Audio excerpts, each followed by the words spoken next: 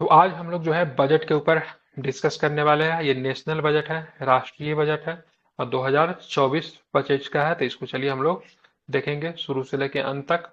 और इसको क्या करेंगे, एक ही क्लास में पूरे बजट और बजट को लेकर जो क्वेश्चन जो है वो सारे क्वेश्चन को करेंगे। तो चलिए शुरुआत करते हैं। और देखिए, बजट की बात करेंगे तो केंद्रीय बजट 2024-25 को वित्त मंत्री निर्मला सीतारमण ने 23 जुलाई 2024 को संसद में पेश किया। ठीक है। तो बजट की बात करेंगे तो 2024 का बजट को किसके द्वारा प्रस्तुत किया गया? तो निर्मला सीतारमण के द्वारा। किनके द्वारा? तो निर्मला ताई ने बजट को निर्मला सीतारमण। प्रस्तुत किया। ठीक है। और कितने तारीख को? 23 जुलाई 2024 को। ताई बोलेंगे सभी लोग। ठीक है। मोदी की बात करेंगे तो मोदी जी की 3.0 की पहली बजट है। मतलब मोदी 3.0 जो आई, तीसरी सरकार जो आई है मोदी जी की, उसकी यह पहली बजट है। ठीक है। बजट के 4 जातियों पर विशेष ध्यान दिया गया। तो बजट में बताया गया, देखिए 4 जाति है। कौन कौन है 4 जाति? तो पहला जाति गरीब है, दूसरा जाति युवा है, और तीसरा जाति महिलाएं है, और चौथा जाति जो है अन्नदाता है। ठीक है। तो बजट में जो 4 जाति बताया गया है, ठीक है, ऋग्वेद वाला नहीं है, 4 गो है। यहाँ पे कौन है? गरीब, युवा, महिलाएं और अन्नदाता। ठीक है। किसान। दैट जी मीन्स सर। किसान। ठीक है। तो ये 4 जाति बताए गए बजट में, इसको आप लोग को ध्यान में रखना है। ठीक है। बजट के थीम के ऊपर बात करेंगे तो बजट का थीम है रोजगार, कौशल, एमएसएमई और मध्यम वर्ग। क्या है थीम बजट का? तो रोजगार, कौशल, एमएसएमई और मध्यम वर्ग की बात करेंगे। तो बजट का आपका क्या है? थीम है। ठीक है। ध्यान में रखना। बजट वित्त वर्ष 2024-25 नियमित के लिए, ठीक है, नियमित बजट की बात कर रहा हूँ 24-25 वाला, जीडीपी कितने करोड़ रुपए आकलित किए गए? तो ध्यान में रखना है 3 करोड़ 26, कितना है? 3 करोड़ 26 लाख 36 हजार 912 करोड़ रुपए आकलित की गई। ठीक है। 3 करोड़ 26 लाख 36 हजार 912 करोड़। ठीक है। 3 करोड़ 26 लाख 36 हजार 912 करोड़ रुपया आकलित की गई। क्या आकलित की गई? तो ये जीडीपी है। ठीक है। जो वित्त वर्ष की बात करेंगे, फाइनेंशियल ईयर की बात करेंगे, 23-24 से कितना परसेंट अधिक है? तो 10.5% की बात करेंगे। तो ये अधिक है, इसको भी आपको ध्यान में रखना है, इंपॉर्टेंट है। अब यहाँ पे कुल 48.21 लाख करोड़ का बजट जो है पास हुआ आपका। ठीक है, स्वीकृत हुआ।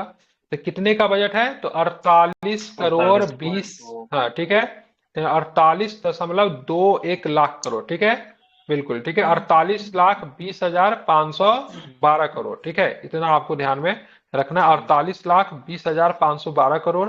या फिर आप चाहो तो इसको कह सकते हैं 48.2 लाख करोड़ रुपए का बजट है। ठीक है। इसमें से कुल प्राप्तियां होने का अनुमान कितना है? तो बत्तीस प्राप्ति पॉइंट कितना है? जीरो तो ध्यान रखेंगे। तो बिल्कुल, तो 48,20,512 करोड़ की बात करेंगे तो ध्यान में रखना है। तो ये प्राप्ति है। क्या है ये? तो ये प्राप्ति है, इसको आपको ध्यान में रखना है, भूलेंगे नहीं। ठीक है। कितना प्राप्ति है? प्राप्ति कितनी है? 48,20,512 करोड़। 12 करोड़। ठीक है। जिसमें से राजस्व प्राप्तियां कितनी है? तो राजस्व प्राप्तियां 31,29,200 करोड़। पूंजीगत प्राप्तियां की बात करेंगे तो 16,91,312 करोड़। ठीक है। टोटल प्राप्तियां कितनी है? तो टोटल प्राप्तियां की बात करें 48,20,512 करोड़ टोटल प्राप्तियां। ठीक है। कुल खर्च कितना करेंगे? तो जितनी प्राप्ति होगी उतनी ही मतलब क्या होगी? कुल खर्च हो जाएगी। हमेशा वही होता है। ठीक है, जितनी प्राप्ति उतने ही मतलब कुल खर्च होने का भी अनुमान है। तो प्राप्ति कितना है? 48,20,512 करोड़। और कुल खर्च की बात करेंगे तो वो भी क्या है? उतना ही है, 48,20,512 करोड़। राजस्व प्राप्तियां कितनी थी हमारी? राजस्व प्राप्तियां थी 31,29,200 करोड़। लेकिन यहाँ पे राजस्व खर्च कितना होगा? तो 37,09,401 करोड़। ठीक है। पूंजीगत खर्च कितना होगा? तो पूंजीगत प्राप्तियां हमारी थी 16,91,312 करोड़। अब पूंजीगत खर्च की बात करेंगे तो 11,11,111, मतलब 11,11,11,111 करोड़ क्या होगा? खर्च होगा। मतलब बजट का जो पैसा आता है वो पैसा उतना ही क्या होता है? चला भी जाता है। ठीक है। हाँ। अब आते हैं यहाँ पे देखेंगे राजकोषीय घाटा। ठीक है, राजकोषीय घाटा की बात करेंगे, ट्रेड डिफिसिट की बात करेंगे तो जीडीपी का कितना था? ध्यान में रखेंगे 23-24 का संशोधित अनुमान 5.6 था और 24-25 का बजट का अनुमान कितना था? 4.9 रहा है। ठीक है, ध्यान में रखना है। तो राजकोषीय घाटा की बात करें, इसको फिजिकल डिफिसिट कहते हैं। तो ये आपका जीडीपी का कितना परसेंट था? संशोधित अनुमान कितना था 23-24 में? 5.6 था और इस बार कितना रहा है? तो 4.9 रहा है। ठीक है। हाँ, अगर चाहेंगे तो आप ये भी ध्यान में रख सकते हैं, 16,53,670 करोड़ था, संशोधित था अनुमान, लेकिन इस बार बात करेंगे कितना रहा, तो 16,13,312 करोड़। अब आते हैं रेवेन्यू डिफिसिट की बात करेंगे, राजस्व घाटा की बात करेंगे, तो जीडीपी का कितना था, 2.6% था, संशोधित अनुमान था, जो कि 7,65,624 करोड़ के बराबर होगा। लेकिन जीडीपी का अगर बात करेंगे तो ये कितना रहा, बजट का कितना रहा है, तो ध्यान रखेंगे 1.8% रहा है, जो कि 5,80,201 करोड़ है। प्रभावी राजस्व घाटा की बात करेंगे, जीडीपी का 1.6% था, जो कि जीडीपी का 0.6% की बात करेंगे 2024-25 का बजट का अनुमान में रहने वाला। प्राथमिक घाटा की बात करेंगे, जीडीपी का कितना था, 2% था, जो कि बात करेंगे 24-25 में कितना रहने वाला है, तो 1.4% जो है आपका ये रहने वाला है। मैं एक बार रिपीट करवा रहा हूं, सुनिएगा। राजकोषीय घाटा जीडीपी का 5.6%, लेकिन 24-25 में कितना है, 4.9%। राजस्व घाटा की बात करेंगे, जीडीपी का 2.6% है, लेकिन 24-25 में 1.8%। प्रभावी राजस्व घाटा की बात करेंगे, जीडीपी का 1.6%, लेकिन अगर बात करेंगे 24-25 में तो मात्र 0.6%।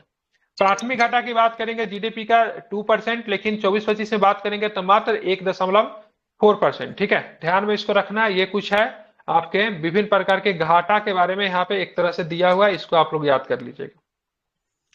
अब आते कुछ नोट है, इसको भी हम लोग देखते हैं। सरकार ने वर्ष 2024-25 के लिए राजकोषीय घाटा जीडीपी के कितना प्रतिशत लाने का लक्ष्य रखा है। भाई साहब, इतना परसेंट तक हमको जीडीपी लेकर आना, ये आपके इंपॉर्टेंट है, इसको मार्क कर लीजिए। तो सरकार ने वर्ष 2024-25 तक राजकोषीय घाटा को कितना प्रतिशत लाने का रखा है, जीडीपी का कितना परसेंट, तो क्या बताएंगे, 4.5%। तो 4.5%। ठीक है, तो बिल्कुल ध्यान रखना है। हाँ, 25-26 तक कितना, तो 4.5%। वित्तीय वर्ष 2024-25 में राजकोषीय घाटा का अनुमान 16,13,312 करोड़ है। ठीक है, ध्यान में रखना है। अर्थात इस बार सरकार को 16.13 लाख रुपए का उधार कर्ज लेना पड़ेगा। ठीक है, तो ये क्या है ये, ठीक है, ध्यान में रखना। वित्तीय वर्ष में राजकोषीय घाटा कितना है, 16,13,312 करोड़, मतलब इतना पैसा सरकार को क्या लेना पड़ेगा, कर्ज लेना पड़ेगा, उधार लेना पड़ेगा। ठीक है, मतलब रुपया आमदनी, सॉरी खर्चा रुपया रुपया, हाँ बिल्कुल, हाँ वही वाली कहानी हो गई। ठीक है, मतलब जो हमारा जो रिस्पेक्ट, जो हमारा जो मतलब प्राप्ति जो है, उससे हमारा खर्च क्या हो रहा है, थोड़ा ज्यादा हो जा रहा है, तो इतना हमको कर्ज लेके इनको क्या करना पड़ेगा, मेंटेन करना पड़ेगा। ठीक है, हाँ, हर घर की कहानी, बिल्कुल। रुपया आता है कहाँ से, देश भी तो एक परिवार ही है ना। रुपया कहाँ से आता है, ठीक है, तो उधार एवं अन्य देयता से रुपया जो आता है हमारे 27% आता है। ठीक है, तो उधार और अन्य देयताएं जो है उनसे हमारी पैसा जो होती है 27% आती है। इनकम टैक्स से हमें पैसा कितना आता है, 19% आता है। जीएसटी से हमें पैसा कितना आता है, 18% आता है। कॉर्पोरेट कर जिसको निगम कर कहते हैं, उससे पैसा हमको आता है 17% आता है। तो 3 प्रकार का टैक्स आपको ध्यान में रखना है। जीएसटी से 18%, सॉरी नीचे से चलिए, निगम कर 17, जीएसटी 18 और आयकर 19। तो 17, 18, 19 याद रहेगा, ये तो ट्रिक बन गया एक तरह से। निगम कर 17, जीएसटी 18 और इनकम टैक्स 19%। ठीक है, और सबसे ज्यादा रुपया हमको कहां से आता है, तो क्या बताएंगे, तो उधार एवं अन्य देयताएं जो हमसे उधार ले रखे हैं, या फिर और भी वगैरह जो लोन वगैरह का जो इंटरेस्ट वगैरह चुकाते जो भी हो, उनसे हमको सर्वाधिक 27% पैसा जो है 19 से आती है। टोटल आप जोड़ोगे तो 100% हो जाएगा। ठीक है, आप यहाँ पे देखेंगे 100% नहीं होगा ना, और भी कुछ होगा। ठीक है, नहीं 100% ये नहीं होगा, मिस्टेक, और भी कुछ होगा। अब देखिए रुपया जाता कहाँ है, तो हम लोग जो है करों और शुल्कों में राज्यों का हिस्सा कितना है, स्टेट को हम लोग कितना परसेंट दे देते हैं। जो ये टैक्सेस वगैरह ले रहे हैं, तो भाई टैक्स वगैरह तो स्टेट से ही आता है ना, चाहे इनकम टैक्स हो, चाहे जीएसटी हो, चाहे निगम कर हो, तो स्टेट से ही आता है। तो स्टेट को पैसा देना पड़ता है। इसके लिए कौन सा आयोग बना हुआ जो स्टेट को पैसे बांट के देती है, कौन सा कमीशन है, वित्त आयोग। ठीक है, कौन है, वित्त आयोग है। ठीक है, तो स्टेट को पैसा 21% चला जाता है। ठीक है, और दूसरे नंबर पे जो हम खर्चा जो करते हैं, जो हमने भी तो लोन लेकर रखा है ना भाई, हमने भी बहुत सारे देशों से लोन ले रखा है, बैंक से लोन ले रखा है। ठीक है, तो उसको हम लोग 19% चुकाते हैं। ठीक है, उसके बाद बात करेंगे केंद्रीय क्षेत्र की योजना, जो कि भारत सरकार के द्वारा चलाई जा रही बहुत सारी योजना जो है, ध्यान में रखना है। इसमें रक्षा और आर्थिक सहायता पर पूंजी परिवहन शामिल नहीं है। ठीक है, इसमें रक्षा, डिफेंस इसमें नहीं शामिल है, केवल केंद्रीय क्षेत्र की योजना, जैसे प्रधानमंत्री आवास योजना हो गया। ठीक है, सड़क जोड़ो योजना हो गया, ठीक है, नदी लिंक परियोजना हो गया, डिफरेंट तरफ के जो केंद्र सरकार के द्वारा प्रायोजित परियोजना नहीं है, उसमें 16% जाते हैं। वित्त आयोग और अन्य अंतरण की बात करेंगे तो कितना है, तो 9% है। ठीक है, एक बार मैं फिर से रिपीट कर रहा हूं, सुनिएगा। रुपया सबसे ज्यादा आता कहां से है, कहां से पैसे आते हैं, बिहार से। ठीक है, बिल्कुल ठीक है, तो ध्यान में रखना है। तो यहाँ पे पैसे की बात करेंगे तो सबसे ज्यादा पैसा कहां से आता है, तो उधार। उधार और अन्य देयताओं से पैसे आते हैं। सबसे ज्यादा पैसा चला कहां जाता है, तो क्या बताएंगे, उधार जी बिल्कुल, तो सरकार। करों और शुल्कों में राज्यों के हिस्सा की बात करेंगे, 21% है, उनको देने में चला जाता है। ठीक है, इनकम टैक्स से पैसे कितने आते हैं, 19%। 19% आते हैं। ठीक है, और ब्याज अदायगी में पैसे कितने जाते हैं, तो इनकम टैक्स से जितने आते हैं उतना ब्याज अदायगी में चला जाता है हमारा। ठीक है, तो इनकम टैक्स हमारा ब्याज के अदायगी वाला खेमा को संभाल ले रहा है। ठीक है, जीएसटी से कितना परसेंट आता है, 18%। 18% है। केंद्रीय क्षेत्र की योजना में हम लोग कितने परसेंट खर्च करती है सरकार, तो क्या बताएंगे, 16। 16%। ठीक है, निगम कर की बात करेंगे, वहां से कितने आते हैं हमें, 17%। ठीक है, तो इसको आपको जरा इस डाटा को आप चाहे ध्यान, टैक्स वाला ध्यान है, निगम 17, जीएसटी 18 और आयकर 19। ठीक है, तो इसको जरा आप लोग ध्यान में रखें, काफी अधिक इंपॉर्टेंट है, महत्वपूर्ण है। ठीक है, अब आते हैं बजट का भाषण खंड ए। कई खंडों में भाषण को प्रस्तुत किया गया, उसमें से बात करेंगे खंड ए। क्या, कुछ नहीं पढ़ाइए। ठीक है, 19 है ना, तो 17 हो गया आपका निगम कर, 18 हो गया जीएसटी और इनकम टैक्स 19। हमने भी तो ऐसा ही बताया ना। भाषण की बात करेंगे, भाषण का खंड एक क्या था, बजट के भाषण का खंड एक पे देखेंगे तो इस बजट में सभी के लिए भरपूर अवसर का सृजन करने के लिए निम्नलिखित 9 प्राथमिकताओं के समन्वय में सतत प्रयासों की परिकल्पना की गई है। ठीक है, तो बजट का भाषण खंड ए में क्या है, इसके बारे में हम लोग देखते हैं। विकसित भारत की दिशा में 9 बजट की प्राथमिकताएं तय की गई। कितने, तो विकसित भारत की दिशा में 9 बजट की प्राथमिकताएं कितनी तय की गई है, 9 तय की गई है, विकसित भारत को चीजों को देखते हुए। ठीक है, ये 9 क्या क्या है उसके बारे में देखेंगे। तो सबसे पहले क्या है, तो सबसे कृषि के क्षेत्र में उत्पादकता और लचीलापन है। दूसरा में क्या है, समावेशी मानव संसाधन विकास एवं सामाजिक न्याय की बात करेंगे। तीसरा में क्या है, तो विनिर्माण एवं सेवाएं की बात करेंगे। उसके बाद ऊर्जा संरक्षण है, अवसंरचना है, नई पीढ़ी के सुधार है, कौशल रोजगार एवं कौशल है, शहरी विकास है, नवाचार अनुसंधान एवं विकास है। ठीक है, तो ये 9 चीजें हैं, इसको आपको ध्यान में रखना है। कौन कौन सी ये 9 चीजें, क्या बताओगे, तो कृषि के क्षेत्र में उत्पादकता और लचीलापन, विनिर्माण एवं सेवाएं, अवसंरचना, रोजगार एवं कौशल, शहरी विकास, नवाचार अनुसंधान एवं विकास, समावेशी मानव संसाधन विकास एवं सामाजिक न्याय, ऊर्जा संरक्षण और नई पीढ़ी के सुधार। इसको आपको ध्यान में रखना है। ठीक है, तो विकसित भारत की दिशा में बजट की कितनी प्राथमिकताएं तय की गई है, तो क्या बताएंगे देवियों और सज्जनों, बताइए कितने प्राथमिकताएं हैं, तो 9 प्राथमिकताएं। 9 प्राथमिकता में जो पहला प्राथमिकता जो था, कृषि क्षेत्र में उत्पादकता और लचीलापन और अनुकूलनीयता। ठीक है, इसको आपको ध्यान में, कृषि को मतलब लचीलापन बनाना है, मतलब आसान बनाना है, और कृषि को प्रकृति के अनुकूल बनाना है। ठीक है, और कृषि और इससे जुड़े क्षेत्र के लिए कितने करोड़ रुपया का आवंटन किया जाएगा, VVI है। ठीक है, कवर कीजिए इसको। ठीक है, कितने करोड़ रुपया दिए गए कृषि और उनके क्षेत्र के लिए, तो क्या बताएंगे, 1.5 करोड़।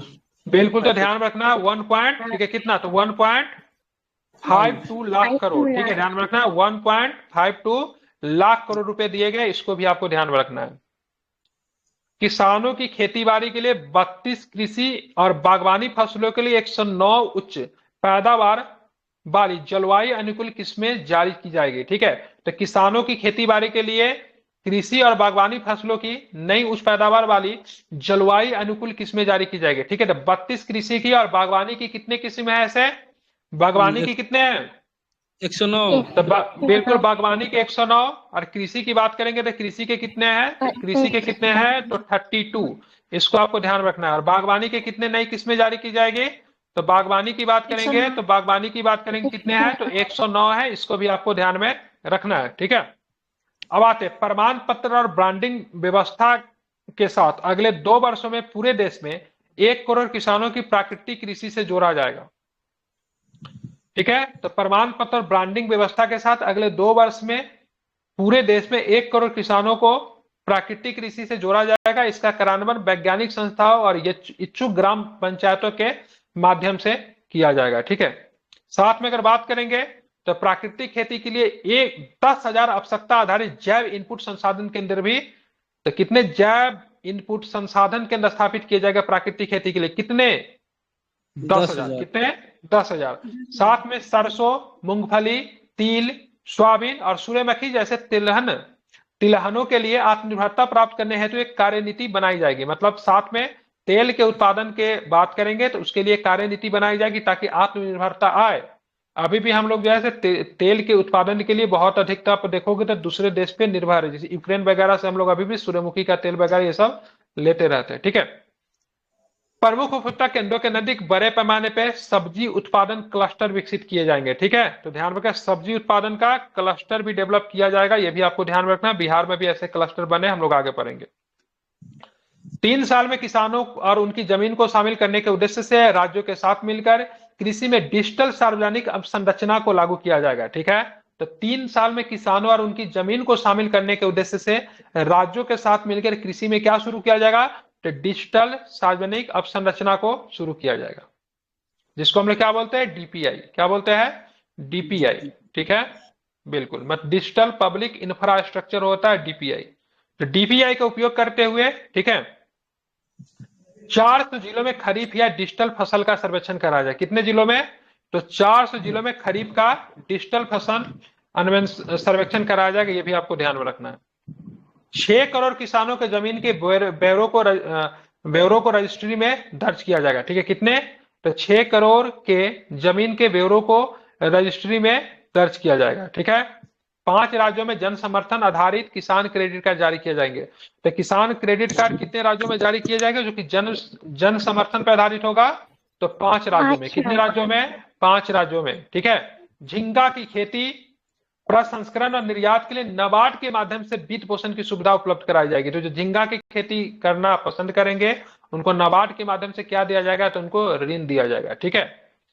सरकार सहकारी क्षेत्र में प्रणालीगत, व्यवस्थित और चहुमुखी, मतलब चारों दिशा में विकास के लिए राष्ट्रीय सहकारी नीति लाएगी। ठीक है। तो ये भी आपको ध्यान में रखना है। तो ये पहला वाला था, जिसमें पहले वाले में मुख्यतः क्या चीज पे ध्यान देना था?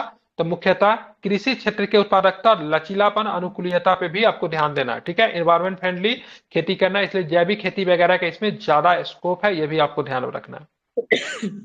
तो 9 जो दिशा बताया गया था, ठीक है, उसमें से जो दूसरा दिशा जो है वो हमारा है रोजगार एवं कौशल प्रशिक्षण। ठीक है। तो रोजगार के साथ कौशल परीक्षण। ठीक है। तो सरकार प्रधानमंत्री पैकेज, माइक बंद कीजिए। ठीक है। ध्यान रखना है, सरकार प्रधानमंत्री पैकेज के भाग के रूप में रोजगार संबंध प्रोत्साहन के लिए निम्नलिखित 3 योजनाएं लागू करेगी। ठीक है। तो सरकार जो है 3 योजनाएं लागू की जा रही है। 3 योजनाएं कौन कौन है उस पर जरा हम बात करेंगे। तो पहली योजना की बात करेंगे, पहली बार रोजगार पाने वाले। ठीक है। योजना में कौन है जो पहली बार रोजगार पाने वाले हैं, जिनको फर्स्ट टाइम है? ईपीएफओ में पंजीकृत पहली बार रोजगार पाने वाले कर्मचारियों को 15,000 रुपए तक के 1 महीने का वेतन 3 किस्तों में दिया जाएगा। जिनका वेतन प्रतिमाह 1 लाख रुपए से कम है, प्रतिवर्ष 1 करोड़ लाभान्वित होंगे। योजना की अवधि 2 वर्ष होगी। ठीक है। तो योजना का में बात करेंगे, पहला योजना जो है उसमें पहली बार रोजगार पाने वाला की बात करेंगे। तो ईपीएफओ में पंजीकृत जो होंगे तो पहली बार रोजगार पाने वाले कर्मचारियों को 15,000 रुपए तक के 1 महीने का वेतन 3 किस्तों में दिया जाएगा। ठीक है। मतलब पैसा रोक के 3 किस्त में इनको वेतन मिलेगा 15,000 का। ठीक है। जिनका वेतन प्रतिमाह 1 लाख रुपए से कम है, प्रतिवर्ष 1 करोड़ लाभान्वित होंगे और योजना की अवधि कितने होगी? तो 2 वर्ष होगी। योजना ख में क्या है? तो विनिर्माण एवं रोजगार का सृजन इसमें क्रिएट किया जाएगा। तो कर्मचारी और नियोक्ता मतलब जो नौकरी देने वाली जो संस्था है उनको बोलते हैं। ठीक है। तो कर्मचारी और नियोक्ता दोनों को सीधे निर्दिष्ट स्केल पर नौकरी की पहले 5 साल में दोनों के ईपीएफओ में उनके अंशदान के संबंध में प्रोत्साहन दिया जाएगा। नियोक्ता को 50 या बेस लाइन का 25% भी कम हो नियुक्त करना होगा। ठीक है। तो तो विनिर्माण में रोजगार का सृजन भी मतलब क्या किया जाएगा, शुरू किया जाएगा, ये भी आपको ध्यान में रखना है। जिसमें कर्मचारी और नियोक्ता दोनों को सीधे विनिर्दिष्ट स्केल पर नौकरी के पहले 4 सालों में दोनों के ईपीएफओ में उनके अंशदान के, ठीक है, दोनों का मतलब अगर ईपीएफओ में जो पैसा जो जाता है उसमें नियोक्ता भी डालती है, संस्था भी डालती है, और जिनका सैलरी होता है जिस व्यक्ति का, उनका भी पैसा जाता है, ठीक है। तो नियोक्ता को 50% या फिर बेस लाइन का 25% जो भी कम हो नियुक्त करना होगा, ठीक है। अब नियोक्ताओं को भी मदद मिलेगी इसमें। सरकार नियोक्ता को उनके उनके उसके ईपीएफ के योगदान के लिए 2 साल तक हर अतिरिक्त कर्मचारी पर 3,000 रुपये प्रत्येक महीना भुगतान करेगी। कर्मचारी पहली बार ईपीएफ में शामिल हुए हो तो उनकी वेतन 1 लाख रुपए से कम हो तभी जाके ये काम करेगी, ठीक है। बात करेंगे कार्यबल में महिलाओं की भागीदारी बढ़ाने पे भी बात की गई है। औद्योगिक सहयोग से महिला छात्रावास और सीसी गृहों की स्थापना की जाएगी। महिला केंद्रित कौशल परीक्षण कार्यक्रमों का भी आयोजन किया जाएगा। महिला एवं स्वयं सहायता समूह उद्यम को बाजार तक पहुंच को बढ़ाना होगा, ठीक है। तो कार्यबल में महिलाओं की भागीदारी बढ़ाने पर भी बात की गई है। अब आते कौशल विकास। कौशल विकास काफी इंपॉर्टेंट है, जिसमें क्या होता है, लोगों को प्रशिक्षित किया जाता है, उनको स्किल किया जाता है। तो प्रधानमंत्री पैकेज में 5 वर्षों की अवधि में 20 लाख युवाओं के कौशल विकास के लिए प्रशिक्षण किया जाएगा, ठीक है। हब और स्कोप व्यवस्था के तहत 5 साल में 1,000 औद्योगिक प्रशिक्षण संस्था आईटीआई उन्नयन किया जाएगा, ठीक है। तो 5 साल में 1,000 नए आईटीआई खोलेंगे, जो कि मतलब क्या करेंगे, जो कि बच्चों को प्रशिक्षण देने का काम करेंगे। 7.5 लाख रुपए तक की ऋण की सुविधा उपलब्ध कराने के लिए मॉडल कौशल ऋण योजना में भी संशोधित किया जाएगा। घरेलू संस्थाओं में उच्च शिक्षा के लिए 10 लाख रुपए तक की ऋण के लिए वित्तीय सहायता। यह ऋण की राशि 3% की वार्षिक सब्सिडी के साथ हर साल 1 लाख छात्रों को दी जाएगी, ठीक है। तो घरेलू संस्थाओं में उच्च शिक्षा के लिए 10 लाख रुपए तक के ऋण की वित्तीय सहायता भी प्रदान की जाएगी। तो ये भी आपको ध्यान में रखना है। मतलब कौशल विकास के लिए सरकार क्या कर रही है, 5 साल में 20 लाख युवाओं को मतलब कौशल विकास में प्रशिक्षण कर रही है, उनको स्किल कर रही है। इसके लिए 5 साल में 1,000 आईटीआई खोले जाएंगे। 7.5 लाख रुपए तक के ऋण की सुविधा उपलब्ध कराने के लिए मॉडल कौशल ऋण योजना संशोधित किया जाएगा। घरेलू संस्थानों में उच्च शिक्षा के लिए 10 लाख रुपए तक की ऋण के लिए वित्तीय सहायता दी जाएगी। यह ऋण की राशि जो होगी 3% की वार्षिक सब्सिडी के साथ हर साल 1 लाख छात्रों को दी जाएगी। तीसरी प्राथमिकता क्या है, तो तीसरी प्राथमिकता जो है समावेशी मानव संसाधन विकास एवं सामाजिक न्याय, ठीक है। तो इसमें मानव संसाधन का विकास किया जाएगा, मतलब मेनली ह्यूमन का रिसोर्स को डेवलप किया जाएगा, और साथ में सामाजिक न्याय भी आपको यहाँ पे देखने को मिलेगा, ठीक है। तो सबसे पहले देखेंगे मिशन पूर्वोदय। तो मिशन पूर्वोदय के साथ बिहार में अवसंरचना का विकास होगा, ठीक है। तो मिशन पूर्वोदय के साथ कहाँ अवसंरचना का विकास होगा, तो बिहार में।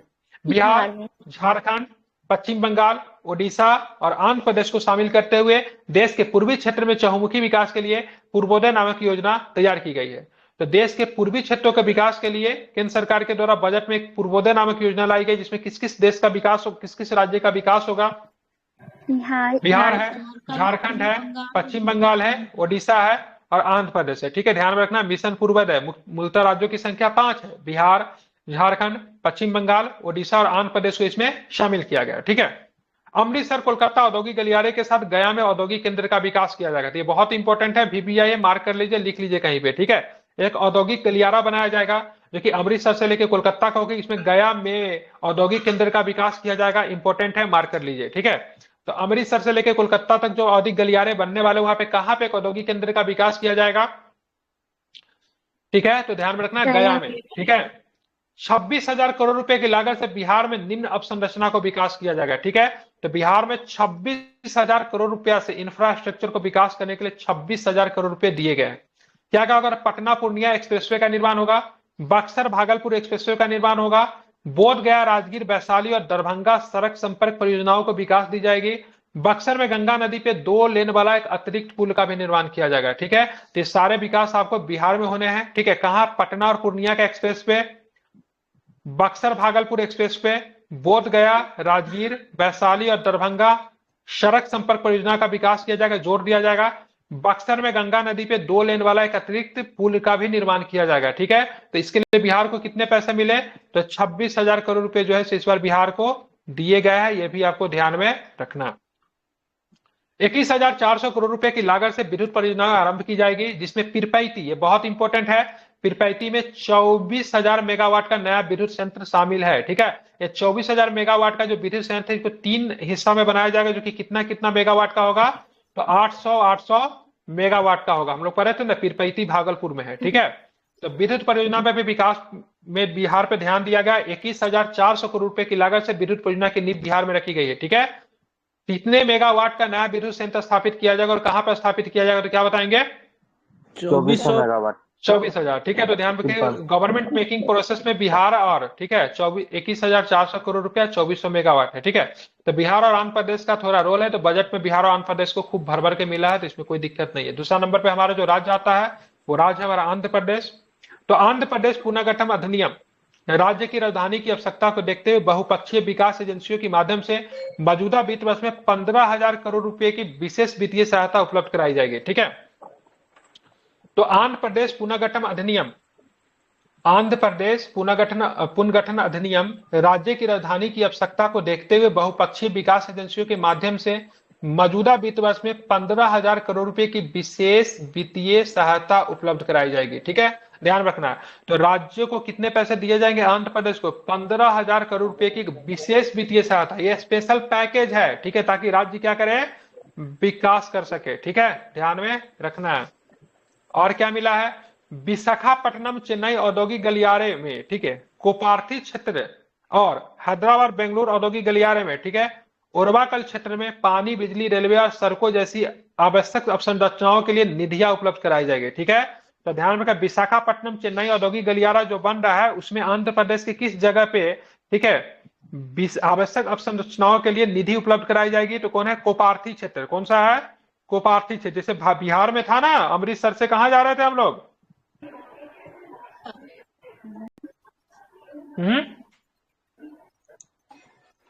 हाँ, तो उसमें कहां पे एक औद्योगिक गलियारा बनाया गया था?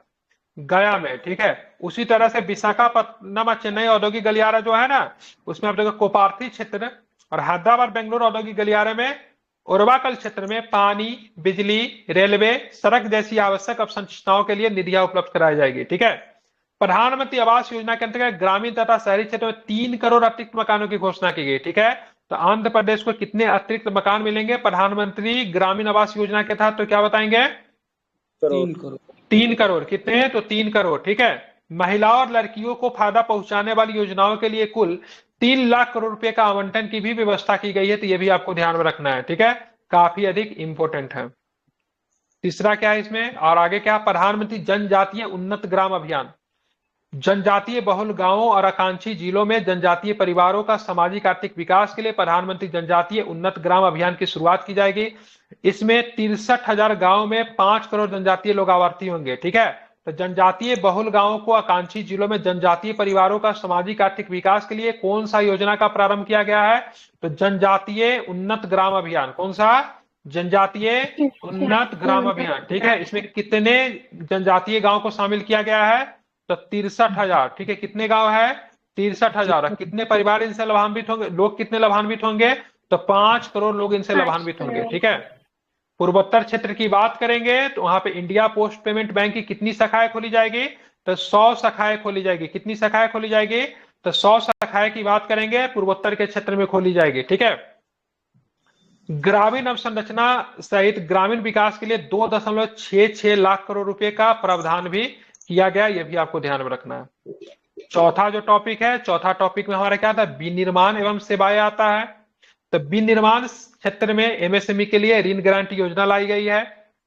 गिरवी तथा तृतीय पक्ष गारंटी के बिना मशीनरी और उपकरण की खरीद के लिए एमएसएमई को आवधिक ऋण की सुविधा देने के लिए ऋण गारंटी योजना प्रारंभ की गई है। मतलब आपको अगर मान लीजिए से अगर आपको कोई मशीनरी खरीदना है या फिर किसी प्रकार का उपकरण खरीदना है तो उसके लिए आपको गिरवी रखने की आवश्यकता नहीं है, ऋण गारंटी योजना दी गई है। ठीक है, प्रत्येक आवेदक पर 100 करोड़ रुपए तक की गारंटी दिया जाएगा। ठीक है, जो प्रत्येक आवेदक पे 100 करोड़ रुपए तक की गारंटी आपको दिया जाएगा। ठीक है, एमएसएमई को मतलब सूक्ष्म और लघु उद्योग जो है ना उसको विकास करने के लिए एमएसएमई को उनके संकट अवधि के दौरान बैंक ऋण जारी रखने की सुविधा के लिए एक नई व्यवस्था की भी घोषणा की गई है। ठीक है, अब आते हैं मुद्रा लोन। इंपोर्टेंट है।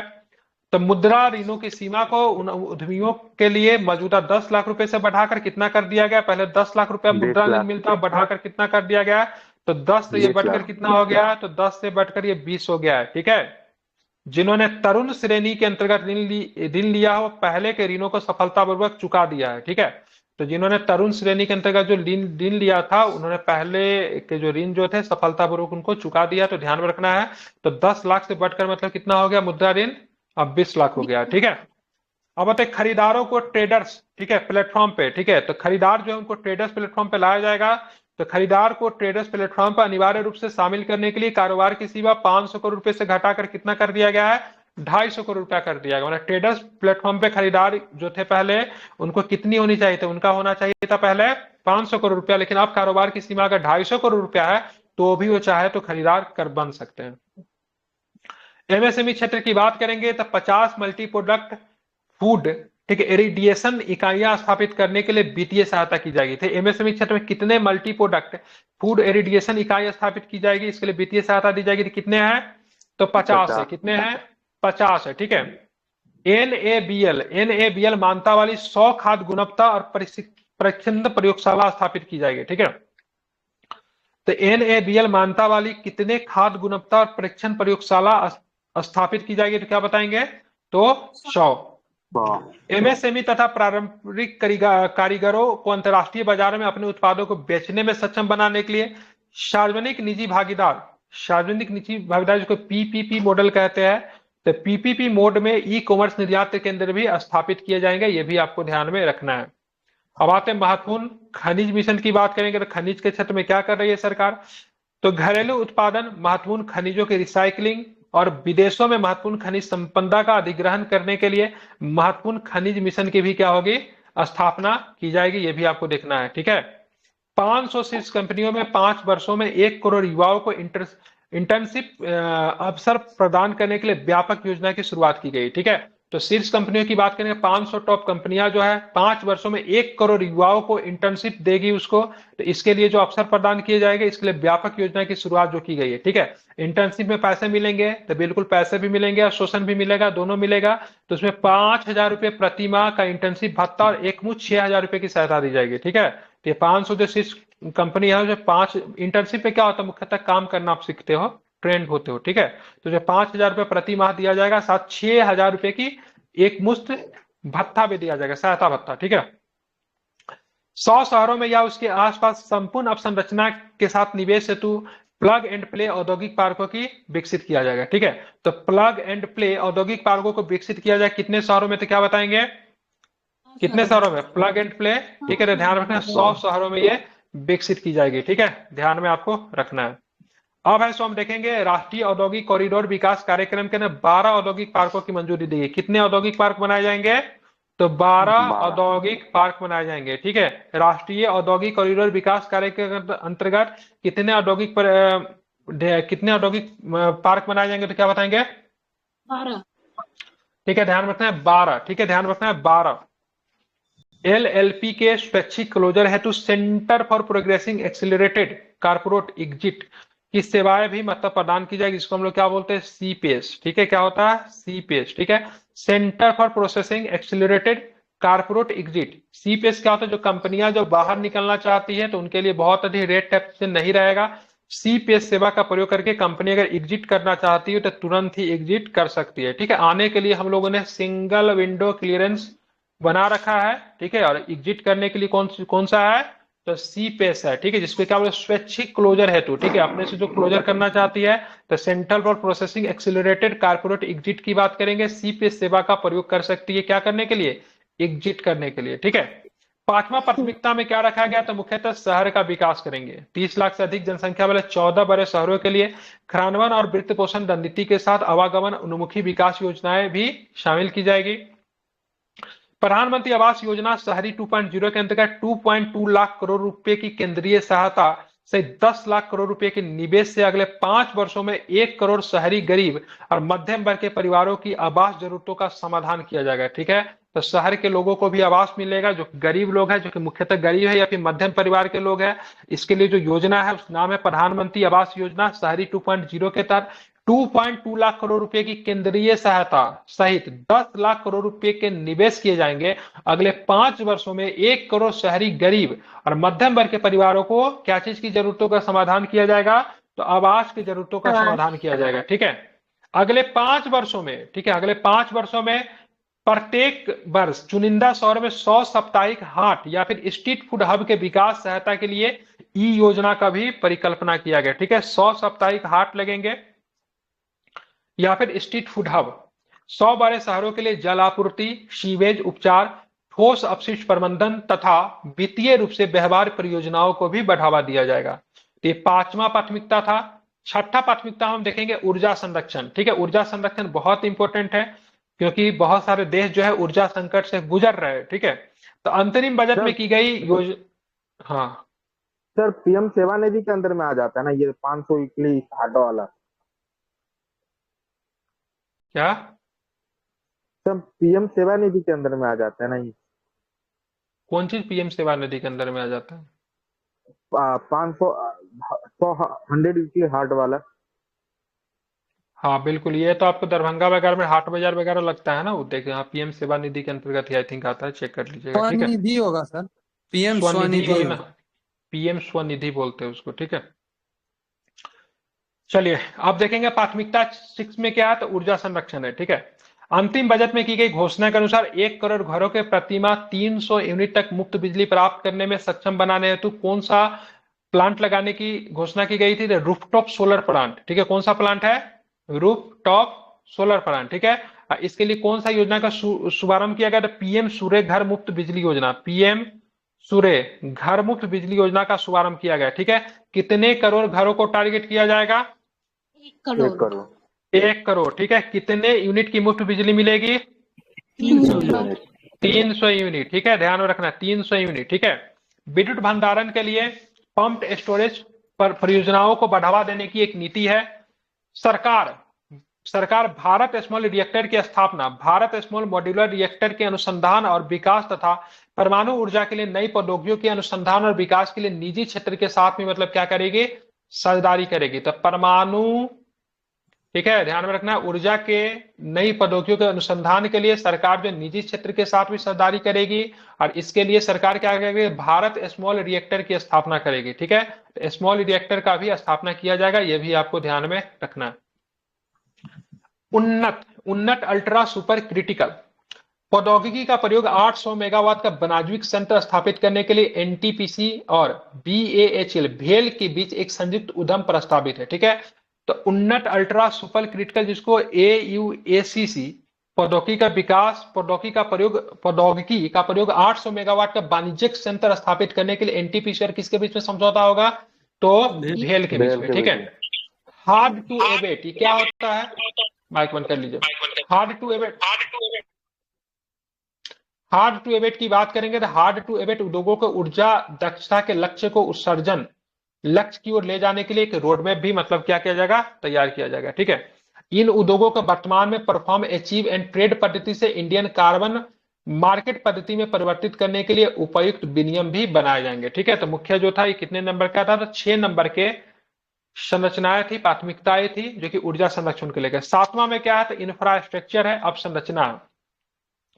केंद्र सरकार द्वारा अवसंरचना में निवेश के लिए पूंजीगत वे में 11,11,111 करोड़ रुपए जीडीपी का 3.4% का प्रावधान किया जाएगा। तब संरचना को विकास करने के लिए कितने हैं? 11,11,111 करोड़ रुपए का प्रावधान किया गया है। ठीक है, जो कि जीडीपी का कितना परसेंट है? तो जीडीपी की बात करेंगे तो कितना है? तो 3.4% है। कितनी है?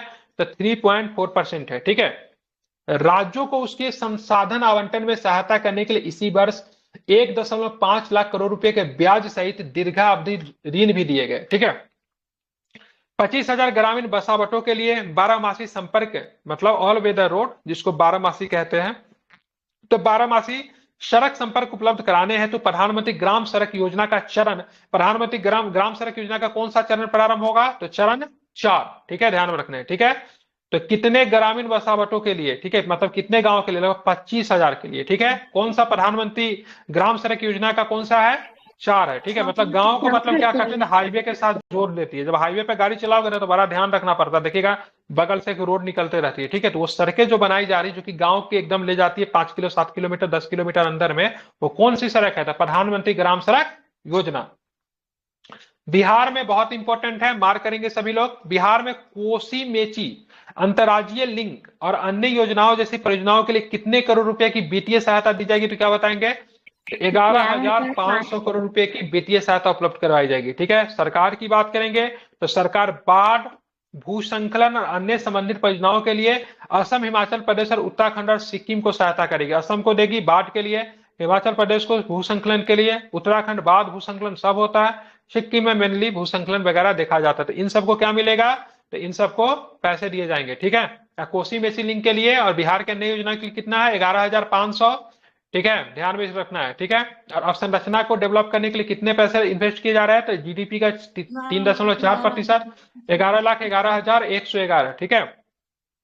पर्यटन का भी काम किया जाएगा, तो विष्णुपद मंदिर गलियारा, महाबोधि मंदिर गलियारा और व्यापक विकास किया जाएगा। तो बिहार में 2-2 गलियारा बनेंगे, दोनों के दोनों गया में ही, एक विष्णुपद मंदिर है, दूसरा क्या है, तो महाबोधि मंदिर का गलियारा बनाया जाएगा। ये गलियारा किसके तर्ज पे बनाया जाएगा, कहाँ के तर्ज पे बनाया जाएगा गलियारा, मैंने कल पढ़ाया था, पढ़ लिख ली सारे भाई, हैं? जो पढ़ना यहीं पे डाल देना, ठीक है। तो काशी विश्वनाथ कॉरिडोर के तर्ज पे बनाया जाएगा, ठीक है, मैंने पढ़ा दिया था इसको, ठीक है। अब हम बात करेंगे यहाँ पे राजगीर के भीष्म तीर्थकर, राजगीर में भीष्म तीर्थकर मुनि सुब्रत का प्राचीन मंदिर, 7 गर्म जलधाराएं, नालंदा विश्वविद्यालय का पुनः उत्थान के अलावा नालंदा को एक पर्यटक केंद्र के रूप में विकसित भी किया जाएगा, ठीक है। ध्यान में, हालांकि बिहार में 2 ही तीर्थकर का जन्म हुआ था, एक है आपके 24वें तीर्थकर और एक है आपके 12वें तीर्थकर। 12वें तीर्थकर का नाम बासु पूज्य है और 24वें तीर्थकर का नाम महावीर स्वामी है। तो बिहार में 2 जैन धर्म के तीर्थकर का जन्म हुआ है, ठीक है। ओडिशा के पर्यटक, ओडिशा के मंदिरों, स्मारक शिल्प में वन्य जीव अभ्यारण्य, प्राकृतिक भूदृश्य और प्राचीन समुद्री तट के विकास हेतु भी सहायता दी जाएगी। 8वां नंबर, ठीक है, ध्यान रखना, नवाचार अनुसंधान एवं विकास किया जाएगा। मूलभूत अनुसंधान और प्रोटोटाइप विकास के लिए अनुसंधान नेशनल रिसर्च फंड की शुरुआत की जाएगी। किसकी शुरुआत की जाएगी, तो नेशनल रिसर्च फंड की शुरुआत की जाएगी, ठीक है। वाणिज्यिक स्तर पर निजी क्षेत्र द्वारा संचालित अनुसंधान और नवाचार को बढ़ावा देने के लिए 1 लाख करोड़ रुपए की वित्तीय पूर्व व्यवस्था स्थापित की जाएगी, ठीक है। तो वाणिज्यिक स्तर पर निजी क्षेत्र द्वारा संचालित अनुसंधान और नवाचार को बढ़ावा देने के लिए कितने रुपए के वित्तीय पूल की आवश्यकता की जाएगी, तो 1 लाख करोड़ रुपए, ठीक है। अगले 10 वर्षों में अंतरिक्ष अर्थव्यवस्था को 5 गुना बढ़ाने पर निरंतर जोर देते हुए 1,000 करोड़ रुपए के उद्यम पूंजी निधि की व्यवस्था की जाएगी। तो अंतरिक्ष व्यवस्था में काम के, अंतरिक्ष की अर्थव्यवस्था में अगले 10 वर्षों में कितना गुना बढ़ाने पर जोर दिया जाएगा, तो 5 गुना। कितना, तो ध्यान रखना है 5 गुना बढ़ाने पे जोर दिया जाएगा। इसके लिए कितने दिए गए हैं, तो 1,000 करोड़ रुपए दिए गए। लास्ट बट नॉट लिस्ट, ठीक है, 9वां नंबर देखेंगे, प्राथमिकता क्या है, नई अगली पीढ़ी की सुधार। ग्रामीण भूमि संबंधी कार्यों में निम्नलिखित बिंदु शामिल होंगे। सभी भूखंडों के लिए विशिष्ट भूखंड पहचान संख्या अथवा भू आधार निर्धारित किया जाएगा। जैसे आधार कार्ड का नंबर होता है उसी तरीके से देखेंगे तो भूमि का भी नंबर होगा, ठीक है। संवर्गीय मानचित्रों का दृष्टिकरण किया जाएगा। वर्तमान स्वामित्व के अनुसार मानचित्र उप प्रभागों का सर्वेक्षण किया जाएगा। भू रजिस्ट्री की स्थापना की जाएगी और कृषक रजिस्ट्री को जोड़ा जाएगा। मूलतः भूमि के क्षेत्र में सुधार होने वाला है, मतलब जो सर्कल ऑफिसर वगैरह सबका काम जो है बढ़ने वाला है, ठीक है। अब देखेंगे शहरी भूमि संबंधी भी कार्य होंगे, तो ग्रामीण था, शहरी क्षेत्रों में भूमि अभिलेखों को, ठीक है, GIS मैपिंग के साथ मतलब अंकीकृत किया जाएगा। तो GIS मैपिंग किया जाएगा, ठीक है, ध्यान में रखना है। शहरी भूमि का श्रमिकों के वन स्टॉप समाधान के लिए ई श्रम पोर्टल और अन्य पोर्टलों से जोड़ा जाएगा। तो श्रमिकों को किन पोर्टल से जोड़ेंगे, तो ई श्रम पोर्टल से मतलब क्या करेंगे, श्रमिकों को जोड़ेंगे। एनपीएस वात्सल, ठीक है, तो एनपीएस वात्सल्य की बात करें, माता पिता और अभिभावकों द्वारा अवयस्कों बच्चों के लिए अंशदान हेतु एनपीएस वात्सल्य योजना शुरू की जाएगी, ठीक है। तो माता पिता और अभिभावकों द्वारा अवयस्क बच्चों के अंशदान हेतु, मतलब बच्चों को आगे भविष्य के लिए सोचेंगे उनके लिए कौन सा, तो एनपीएस, ठीक है। एनपीएस कौन सा योजना है, तो वात्सल्य, ध्यान रखें कौन है, बिल्कुल हाँ। व्यवसाय करने की आसानी को बढ़ावा देने के लिए जन विश्वास विधेयक 2.0 जल्द ही लॉन्च किया जाए। किसके लिए, तो व्यवसाय करने की आसानी को बढ़ावा देने के लिए जन विकास विधेयक 2.0 जल्द ही लाया जाएगा, ठीक है। तो ये हो गया, ये खंड 1 में हम लोग 9 प्रकार के प्राथमिकताओं को देखे थे। अब हम लोग जो है आने वाले खंड बी में, खंड बी की बात करेंगे, बजट भाषण का क्या है, खंड बी है, ठीक है। इसमें क्या अप्रत्यक्ष कर के बारे में हम लोग सबसे पहले देखेंगे। क्षेत्र विशेष के लिए सीमा शुल्क के निम्नलिखित प्रस्ताव किए गए क्या क्या है, तो सबसे पहले औषधिया एवं चिकित्सा उपकरण की बात करेंगे। तो कैंसर की 3 दवाइयां, ठीक है, कैंसर की 3 दवाई की बात करेंगे तो इसको पूरी तरीके से इनको शुल्क से मुक्त रखा गया है, ठीक है। कौन कौन से दवा है, तो ट्रेस्टुजुमाब, क्या नाम है इनका, ट्रेस्टुजुमाब, डिरुक्सटिकेन और ओसिमाटिनिब, और एक और भी है दुर्बा, क्या नाम है, दुर्वालुमैब, मतलब ये दोनों एक साथ है, ट्रेस्टुजुमाब, डिरुक्सी, क्या पढ़ेंगे यार, डिरुक्सिटिकेन, ठीक है। उसके बाद बात करेंगे तो ओसिमटिनिब और दुर्वालुमैब, ठीक है, ध्यान में रखना है दुर्वालुमैब, ठीक है। इन सबको मतलब क्या किया गया, इनको सीमा शुल्क से पूरी तरह से छूट रखी गई, मतलब इनमें किसी प्रकार का सीमा शुल्क नहीं होगा, मतलब ये दवाई आई थिंक बाहर से आती होगी। क्या नाम है, फिर से बता रहा हूं, ट्रेस्टुजुमाब, डिरुक्सिटिकेन, ठीक है, ओस्मिट्रनिब और दुर्वालुमैब, ठीक है, ये ध्यान में रखना है, इन पे सीमा शुल्क नहीं लगेगा, ठीक है। मोबाइल फोन और संबंधित पुर्जे की बात करेंगे तो mobile phone, mobile printed circuit board assembly, इसको पीसीबीए कहते हैं, और मोबाइल चार्जर पर मूलभूत सीमा शुल्क घटाकर 15% कर दिया गया, मतलब सस्ता हो जाएगा, ठीक है। महत्वपूर्ण खनिज की बात करेंगे तो 25 महत्वपूर्ण खनिजों को सीमा शुल्क से पूरी तरह से छूट दिया गया। 2 महत्वपूर्ण खनिजों को बीसीडी को कम करने का भी प्रस्ताव रखा गया। कितने महत्वपूर्ण खनिजों को सीमा शुल्क से छूट दी गई है, 25। कीमती धातु की बात करेंगे तो सोने और चांदी पर सीमा शुल्क घटाकर 6% किया गया, प्लेटिनियम पे 6.4% किया गया, तो मतलब सोना चांदी भी थोड़ा सस्ता हो सकता है, ठीक है। अन्य धातु की बात करेंगे तो लोहा, निकल और ब्लिस्टर तांबे पर मूलभूत सीमा शुल्क हटा दिया गया है। लोहा, स्क्रैप और निकेल कैथोड पर मूलभूत सीमा शुल्क भी हटा दिया गया है। तो लोहा, निकेल, ब्लिस्टर तांबे, लोहा, स्क्रैप और निकेल कैथोड पे भी सीमा शुल्क क्या किया गया है, घटा दिया गया है, ठीक है। और देखेंगे तांबा स्क्रैप पर, ठीक है, ध्यान रखेंगे तो तांबा स्क्रैप पर 2.5% रियासती मूलभूत सीमा शुल्क की बात करेंगे तो इस पे लगाया गया है, ये भी आपको ध्यान में रखना है, इंपॉर्टेंट है। इलेक्ट्रॉनिक्स की बात करेंगे तो रजिस्टरों के विनिर्माण हेतु ऑक्सीजन मुक्त तांबे पर कुछ शर्तों पर मूलभूत सीमा शुल्क हटाया गया है। रसायन एवं पेट्रोकेमिकल्स की बात करेंगे तो अमोनिया नाइट्रेट पर मूलभूत सीमा शुल्क का 7% से बढ़ाकर 10% किया गया था। रसायन एवं पेट्रोकेमिकल्स पे अमोनिया नाइट्रेट पे मूलभूत सीमा शुल्क 7.5% बढ़ाकर 10% कर दिया गया। प्लास्टिक की बात करेंगे तो प्लास्टिक महंगी हुई है। पीवीसी फ्लेक्स बैनरों पर मूलभूत सीमा शुल्क को 10% से बढ़ाकर 25% किया गया, क्योंकि ये लोग पॉल्यूशन फैलाते हैं, इसलिए इस पे सीमा शुल्क अधिक। दूरसंचार उपकरण की बात करेंगे तो विनिर्दिष्ट दूरसंचार उपकरण को पीसीबीए पर सब्सिडी 10% से बढ़ाकर 15% कर दिया गया है, ठीक है, ध्यान रखेंगे। तो इसमें बीसीडी को 10% से बढ़ाकर कितना किया गया है, 15%। व्यापार सुविधा में क्या क्या चीजें बदलाव आई तो उस पर भी जरा हम लोग देखते हैं। घरेलू विमानन, नाव तथा जलयान के, ठीक है, एमआरओ उद्योग को बढ़ावा देने के उद्देश्य से मरम्मत के लिए आयात की गई वस्तुओं के निर्यात के लिए समयावधि को 6 महीने से बढ़ाकर आप कितना कर दिया गया, तो 1 वर्ष कर दिया गया।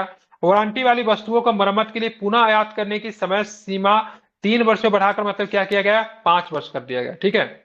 सौर ऊर्जा की बात करेंगे तो सोलर सेल और पैनलों के विनिर्माण में इस्तेमाल में होने वाली पूंजीगत वस्तुएं सीमा शुल्क के दायरे से बाहर कर दी गई ताकि सौर ऊर्जा को बढ़ावा दिया जाए।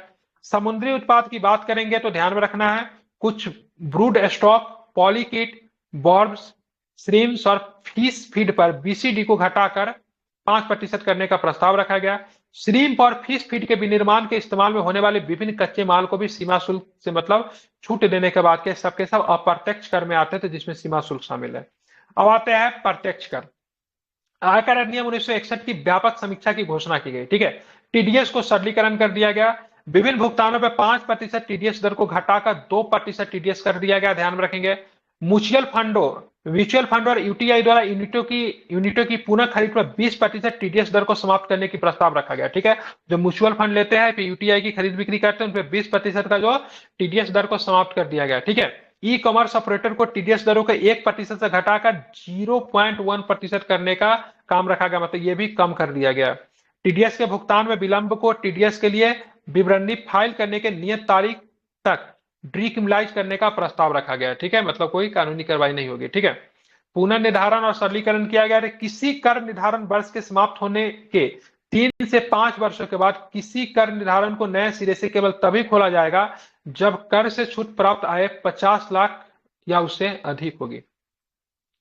कैपिटल गेन का सरलीकरण और युक्तिकरण किया गया। कुछ वित्तीय परिसंपत्तियों के संबंध में लघु संपत्ति के लाभ पर 20% दर से कर लगेगा। सभी वित्तीय और गैर वित्तीय परिसंपत्तियों के दीर्घ अवधि के लाभों पर 12.5% की दर से मतलब क्या होगा, कर लगेगा।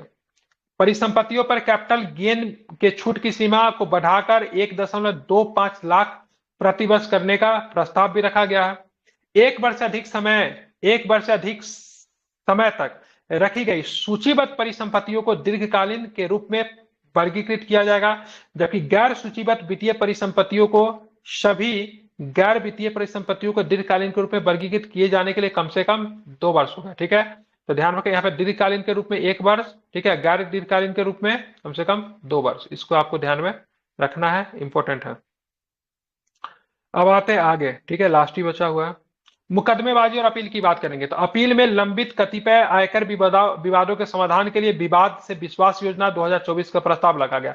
एक योजना है ये विवाद से विश्वास, जो कि है मुकदमेबाजी और अपील को क्या करना है, तो उसको तत्काल इसको निपटान करना है। ठीक है, टैक्स अधिकरणों, उच्च न्यायालय और उच्च न्यायालय में प्रत्यक्ष करो, उत्पाद शुल्क, सेवा कर से संबंधित अपील को दायर बढ़ाने के लिए मौद्रिक सीमाओं को क्रमशः 60 लाख रुपए से 2 करोड़ रुपए, 5 करोड़ रुपए तक बढ़ाने का प्रस्ताव रखा गया है। ठीक है, तो टैक्स अधिकरण में आप 60 लाख रुपए के लेकर, उच्च न्यायालय में आप 2 करोड़ रुपए को लेकर, उच्चतम न्यायालय में आप 5 करोड़ रुपए से संबंधित मामलों पे बहस कर सकते हैं। ठीक है, रोजगार और निवेश की बात करेंगे। स्टार्टअप इकोसिस्टम को प्रोत्साहित करने के लिए सभी वर्गों निवेशकों के लिए एंजल टैक्स को समाप्त करने का प्रस्ताव भी रखा गया। ठीक है, तो एंजल टैक्स अब नहीं लगेगा, जो कि मतलब किस पे लगता था, स्टार्टअप के ऊपर लगता था। ठीक है, ये ध्यान रखिए, पूछता है एंजल टैक्स किस पे लगता है। ठीक है, स्टार्टअप इकोसिस्टम को पे लगती थी, अब उसको प्रोत्साहित करने के लिए एंजल टैक्स को समाप्त कर दिया गया। बहुत इंपॉर्टेंट पूछा हुआ क्वेश्चन है।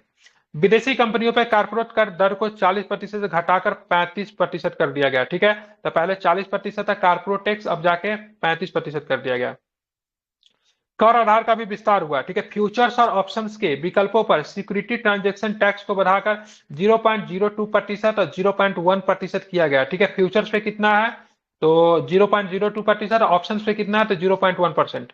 प्राप्तकर्ता के द्वारा शेयरों की पुनः खरीद बिक्री पर प्राप्त आय पर कर लगेगा। 2% के इक्वलाइजेशन लेवी को वापस ले लिया गया। ठीक है, सामाजिक सुरक्षा लाभ में क्या हुआ, तो एनपीएस में नियोजनकर्ता द्वारा किए जा रहे योगदान को कर्मचारी के वेतन का 10% से बढ़ाकर 14% करने का प्रस्ताव रखा गया है। 20 लाख रुपए तक की चल संपत्तियों को सूचना न देने और गैर दंडित बनाने का भी प्रस्ताव रखा गया, 20 लाख तक माफ। ठीक है, नई कर व्यवस्था के तहत मतलब व्यक्तिगत आयकर में बदलाव आए, ये बहुत इंपॉर्टेंट होता है। ये वेतनभोगी कर्मचारियों के लिए स्टैंडर्ड डिडक्शन को 5 लाख रुपए से बढ़ाकर मतलब 50,000 से बढ़ाकर मतलब 75,000 रुपए करने का प्रस्ताव रखा गया। ठीक है, पेंशन भोगियों के लिए पारिवारिक पेंशन पे कटौती 25,000 रुपए से बढ़ाकर मतलब क्या रखा गया है, तो 25,000 रुपया, 15,000 से बढ़ाकर 25,000।